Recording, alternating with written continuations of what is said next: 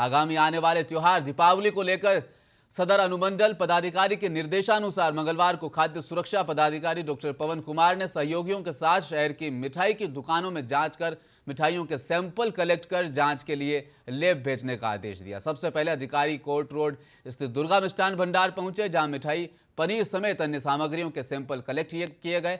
इस दौरान अधिकारियों ने साफ सफाई पर भी विशेष ध्यान रखने का निर्देश दिया। उन्होंने कहा कि मिठाइयों और पनीर के सैंपल लेकर लैब भेजे जा रहे हैं। जांच के दौरान मिलावट पाई जाती है तो कानूनी कार्रवाई की जाएगी। उन्होंने कहा कि यह अभियान दीपावली तक जारी रहेगा।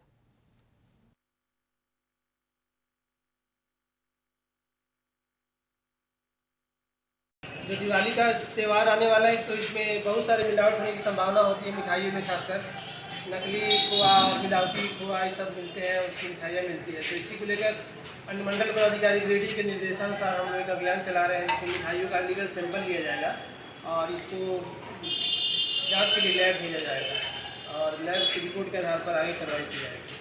तो इसमें औद्योगिक रंग का यूज तो नहीं हो रहा है और जो चांदी का जो वर्क किया जाता है वो अच्छा क्वालिटी की यूज हो रहा है कि नहीं, बनाने का तरीका, साफ सफाई का ख्याल मिठाई की किस्मों में हो रहा है कि नहीं, इसकी हम जाँच कर रहे हैं और साथ साथ सैंपल भी हो रहे हैं और यह अभियान दिवाली तक जारी रहेगा।